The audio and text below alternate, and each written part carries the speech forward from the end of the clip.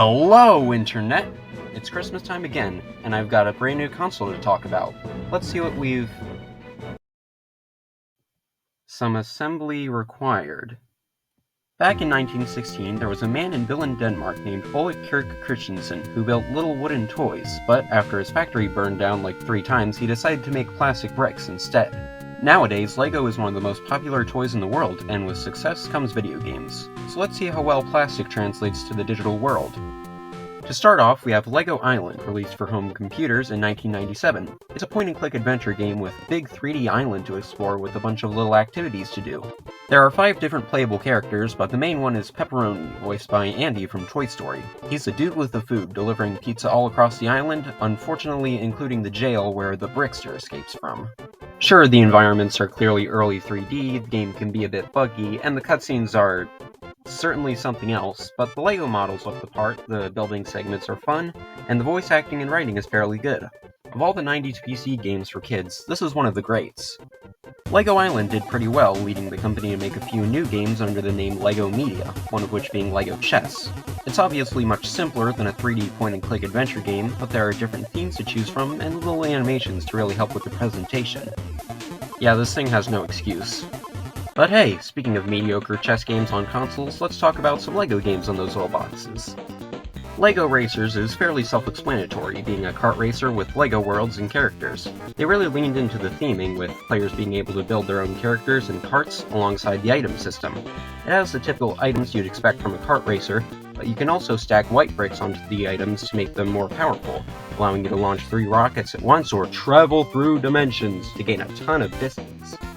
Unfortunately, the controls aren't great, as it takes a while to build up acceleration and the turns are very heavy. Sure, it's nowhere near something like Sonic R, but it harms the overall experience of what is otherwise a really fun and creative little kart racer. Next we have LEGO Rock Raiders, based off of a LEGO theme at the time. It's this top-down game where you're supposed to walk around and collect these energy crystals. There are vehicles too, but they turn even worse than LEGO Racers, and I was never able to find the red crystals or figure out how the power tool works. The pre-rendered cutscenes are pretty nice to have, but that's all this game really has going for it. Here's a sequel to LEGO Island, The Brickster's Revenge. It takes the form of a 3D action game rather than a first-person point-and-click title, but the main crux of the gameplay is fairly similar, with Pepperoni exploring the island and helping different people out, with a few minigames thrown in. The cutscenes were a bit lackluster. Like, I know that the ones from the first game were absolutely unhinged, but I feel like there's a middle ground that could have been found. The lighting is also really weird with a lot of shadows. But that's more or less all I really have to complain about. It's a serviceable game that does what it set out to do. We haven't checked on our old friend the PC for a while. Let's see what else it has to offer in terms of LEGO games. Backlot is a game based on the LEGO Studios theme that was actually hosted on the LEGO website back in the day.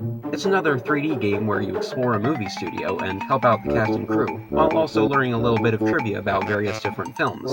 Sure, the physics kind of feel like you're on the moon, but for a browser game this is fairly impressive. But now we're ready for the real good stuff. These are the LEGO games that probably come to mind when you think of the term. Based on various different franchises, they have a simple but very satisfying and replayable style of gameplay. Going through the levels, beating up and breaking all the enemies and LEGO objects, building new ones, and collecting all of those beautiful studs. There's secret collectibles to find, tons of characters to unlock, and really fun little cutscenes to convey the story in between. They may not be very challenging, but that makes them fun to play casually, and great for younger players.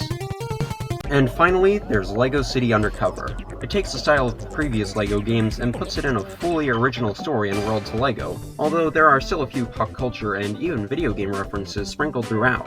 There's also a few changes, like how you play as one character with a bunch of different abilities to swap out from, and the combat is a lot more nuanced since you need to arrest the enemies instead of breaking them. Well, most of the time. But the biggest change is that the game is fully open world. You can explore LEGO City to your heart's content, drive any car you find. It's almost like, which game was it? Oh yeah, Grand Theft Scratchy. You don't even have to worry about the police, since you are the police. To me, this is the definitive LEGO game. And hey, I finally finished building the new system. Let's see how it plays. Well, I don't know what I was expecting.